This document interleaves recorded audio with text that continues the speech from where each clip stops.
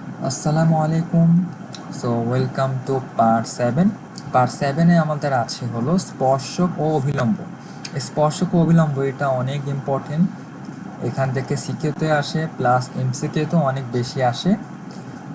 So let's start it. স্পর্শক ও অভিলম্ব শুরু করার আগে সরণ, সময়, বেগ আর ত্বরণের এই ডিফারেন্সিয়েশনের ইউজটা আগে জেনে নিই।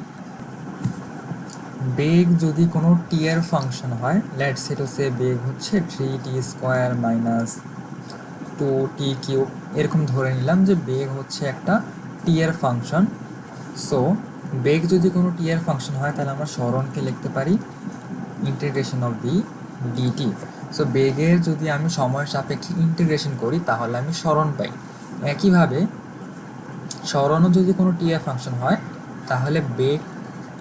তাহলে সরণের টি এর সাপেক্ষে ডিফারেন্সিয়েশন করলে আমরা বেগ পাই। অর্থাৎ সরণকে যদি আমি সময়ের সাপেক্ষে অন্তরীকরণ করি তাহলে বেগ পাই। সো আবারও যদি এই জিনিসটাকে টি এর সাপেক্ষে অন্তরীকরণ করি, অর্থাৎ এইবার আমরা যদি এই বেগকে টি এর সাপেক্ষে অর্থাৎ সময়ের সাপেক্ষে অন্তরীকরণ করি তাহলে ত্বরণ পাবো। So a equal to dv dt, বা এভাবে বলা যায় যে এ equal two d²s by dt², কারণ এটারই দুইবার অন্তরীকরণ করে আমি আবার ত্বরণ পাচ্ছি। সো এইটার একটা ম্যাথ দেখে নিই। এখানে লেখা আছে যে সরলরেখা চলমান একটা কণার টি সেকেন্ডে অতিক্রান্ত দূরত্ব, অর্থাৎ এখানে আমাদের সরণের একটা ফাংশন দেওয়া আছে, টি এর ফাংশন বলছে যে 2 সেকেন্ড পরে কণাটির বেগ। সো এখানে আমাদের বেগ লাগবে, আর বলছে থামার পূর্বে অতিক্রান্ত দূরত্ব।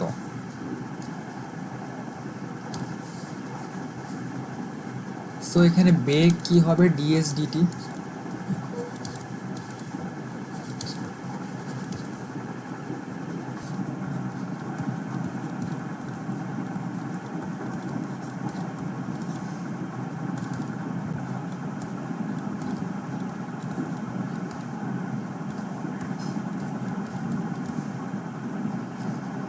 সো 2 সেকেন্ড পরে বেগ হবে, জাস্ট এখানে টি এর জায়গায় 2 বসাবো, 63 minus 12 into 2 minus 3 into 2²। So এখান থেকে ফাইনালি আসবে 27 ইউনিট পার সেকেন্ড। যেহেতু এখানে কোনো একক দেওয়া নাই তাই এখানে একক পার সেকেন্ড বা ইউনিট পার সেকেন্ড লিখলাম। এখন এখানে বলছে যে থামার পূর্বে অতিক্রান্ত দূরত্ব কত। আচ্ছা, এটা যখন থামবে, কণাটা যখন থামবে তখন ওর যে শেষ বেগটা, যে শেষ বেগ ছিল এটা 0 হবে না। So V equal to 0। So এটা যদি ইকুয়াল টু 0 হয়, সো এখান থেকে আমি টি এর দুইটা মান পাবো, একটা হলো 3 আসবে আর একটা -7 আসবে। সো -7 তো আর হবে না, সেখানে T equal to 3 second.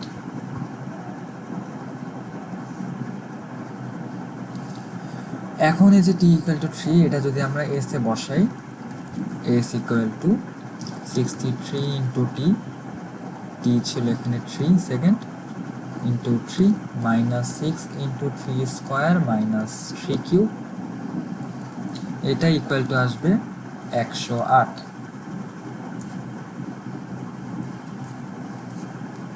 So এটাই অ্যান্সার। এখানে এটা একটা বৃত্ত। সো বৃত্তকে একটা স্পর্শক x1, y1 বিন্দুতে যদি স্পর্শ করে তাহলে স্পর্শকের সমীকরণ হবে y minus y1 equal two m into x minus x1। সেখানে এমটা কি, এম হচ্ছে ঢাল dy বাই dx।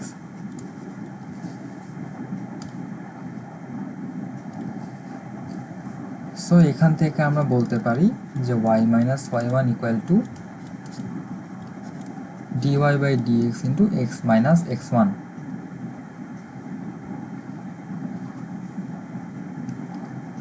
এইটা হলো স্পর্শকের সমীকরণ। এরপরে হলো অভিলম্ব।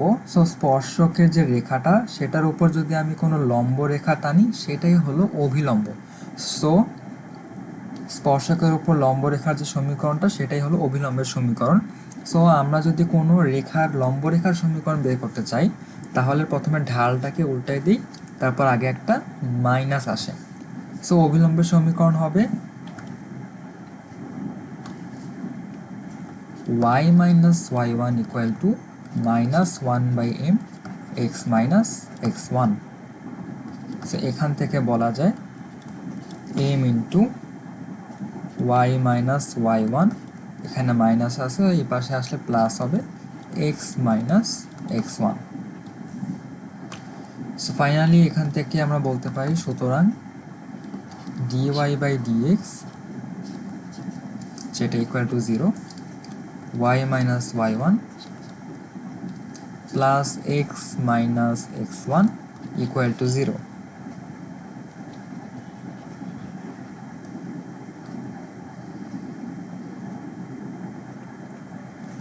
সো এইটা হলো অভিলম্বের সমীকরণ আর এটা হলো স্পর্শকের সমীকরণ। এবার আমরা এখানে তিনটা কেস দেখব। তো আমরা জানি যে ঢাল m equal to tan theta. So first case হচ্ছে যে স্পর্শক যদি x অক্ষের উপর লম্ব বা y অক্ষের সমান্তরাল থাকে। সো এটা চিত্রটা কীরকম হবে, যে x অক্ষের উপর লম্ব হলে থিটার মান কত 90 ডিগ্রি, তাহলে tan 90 কত ইনফিনিটি অর্থাৎ সামথিং বাই 0। তাই এখানে ঢাল আবার কি ছিল dy বাই dx। সো এখানে dy বাই dx এইটাও ইনফিনিটি হবে। সো এখানে মেনলি dy বাই dx এর যে dxটা ছিল, যে হরটা ছিল, সেটাই তো মেনলি এখানে 0, যার কারণে ইনফিনিটি হয়েছে। তো এখান থেকে আমরা বলতে পারি যে dy বাই dx এর হর যদি 0 হয়, বা যেহেতু dx এর পোর্শনটা 0, তো dx by dy equal to যদি 0 হয়, তখন হচ্ছে স্পর্শকটা x অক্ষের উপর লম্ব বা y অক্ষের সমান্তরাল হবে।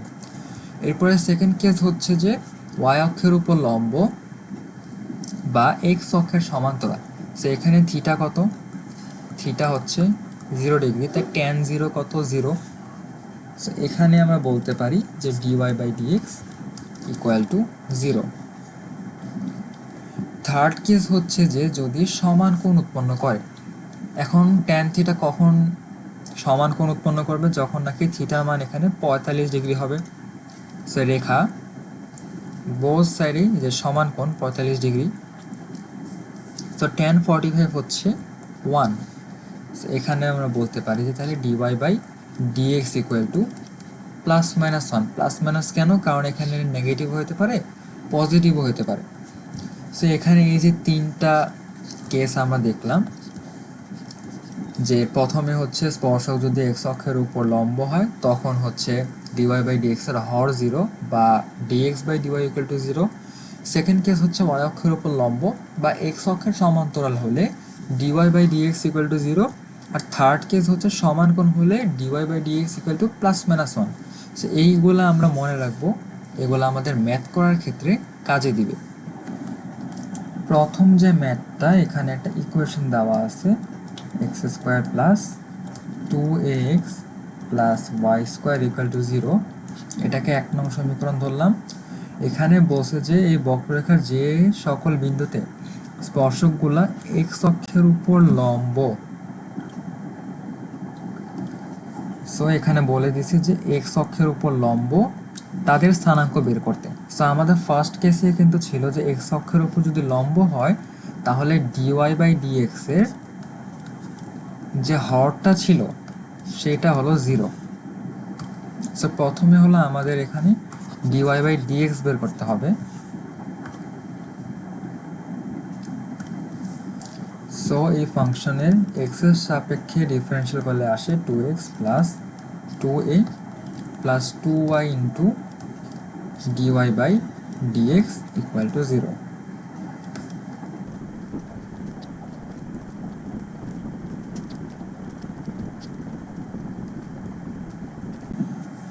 dy বাই dx এর যদি হর 0 হয়, তার মানে নিচের যে হর এখানে y আছে এটা 0 হবে। সুতরাং এখানে y 0 হবে। সো y যদি 0 হয় তাহলে এখানে 1 নং সমীকরণে বসাই।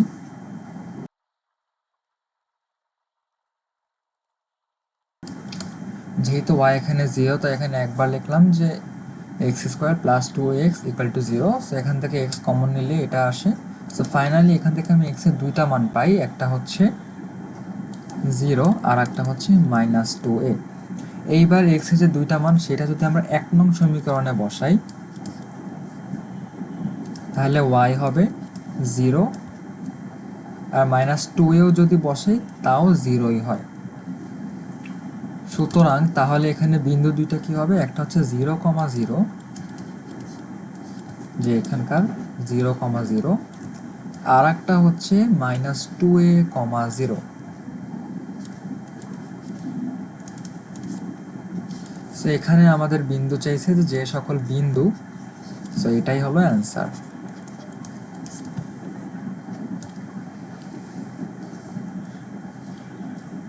এরপরে এখানে বলছে যে y equal to x plus 1, x minus 1, x minus 3, এখানে ইকুয়াল সাইন হবে, দেখা যাচ্ছে না।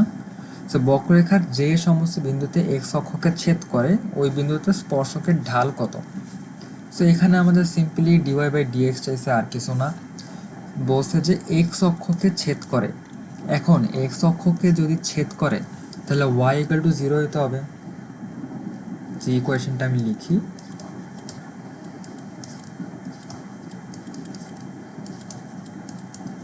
এই যে y এটা ইকুয়াল টু 0 হতে হবে। সো এখান থেকে আমি x এর তিনটা মান পাবো, একটা হচ্ছে 1, -1, আর একটা হচ্ছে 3। এইবার যেহেতু আমাদের এখানে ঢাল বের করতে বলছে, তাই এখানে আগে একবারে সবগুলা গুণ করি। y ইকুয়াল টু, এই দুইটা গুণ করলে আসে x square minus 1 into x minus 3।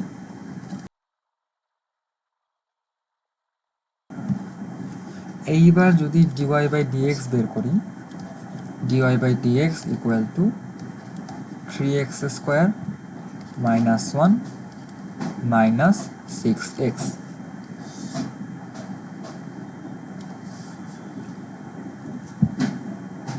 তাহলে এখানে আমরা যে এখন x এর তিনটা মান পেলাম, সো প্রথমে x ইকুয়াল টু 1 বসাই। x ইকুয়াল টু 1 হলে dy বাই dx হবে 3 into 1 square minus 1 minus 6 equal to -4।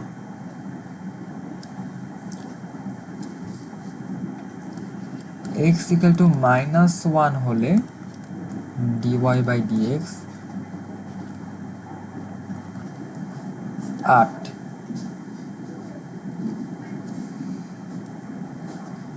R x equal to যদি 3 হয় তখন dy বাই dx হলো 8। সো এখান থেকে আমরা তিনটা ঢাল পেলাম, একটা হচ্ছে এখানে দুইটাই 8, একটা -4 আর আরেকটাও 8। সো এটাই অ্যান্সার। এর পরের কোশ্চেনে বলছে যে দেখাও যে √x plus √y equal to রুটে বক্ররেখার যে কোনো বিন্দুতে অঙ্কিত স্পর্শক কর্তৃত অক্ষদ্বয় হতে কর্তৃত অংশের যোগফল ধ্রুবক। এই কোশ্চেনটা দ্বারা মেইনলি যেটা মিন করা হয়েছে যে এই ধরলাম একটা স্পর্শক রেখা, এই স্পর্শক এক্স অক্ষ থেকে যতটুকু কাট করে ওয়াই অক্ষ থেকে যতটুকু কাট করে এই দুইটার যোগফল একটা ধ্রুবক হবে, এটাই দেখাতে বলছে। সো প্রথমে সমীকরণটা লিখি। এখানে আমাদের প্রথম যে কাজটা সেটা হলো ডিফারেন্সিয়েশন বের করা, অর্থাৎ ডিডিএক্স বের করা। এরপরে হচ্ছে স্পর্শক রেখাটা বের করা। সো প্রথমে এটার এক্স এর সাপেক্ষে অন্তরীকরণ করলে আসে 1/2√x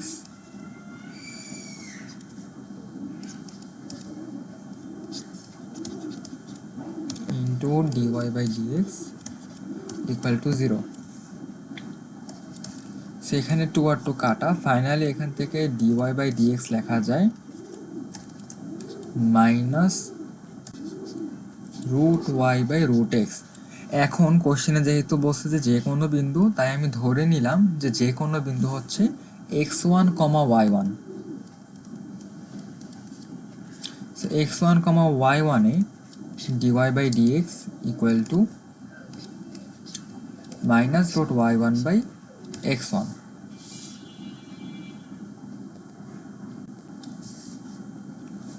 এখন এখান থেকে স্পর্শকের সমীকরণ হবে y minus Y one equal to dy by dx ছিল minus root Y one by root x one into x minus X one.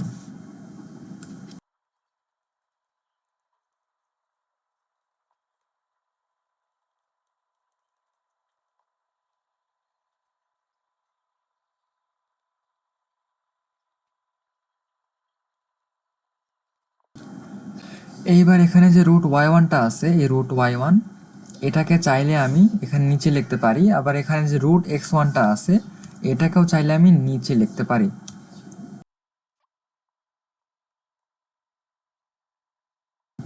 এইবার এখানে এক্স অক্ষে যতটুকু কাট করে সেটা হলো এই পার্টটা, আর ওয়াই অক্ষে যতটুকু কাট করে সেটা হচ্ছে এই পার্টটা। এবার আমাদের এই দুইটার যোগফল বের করতে হবে।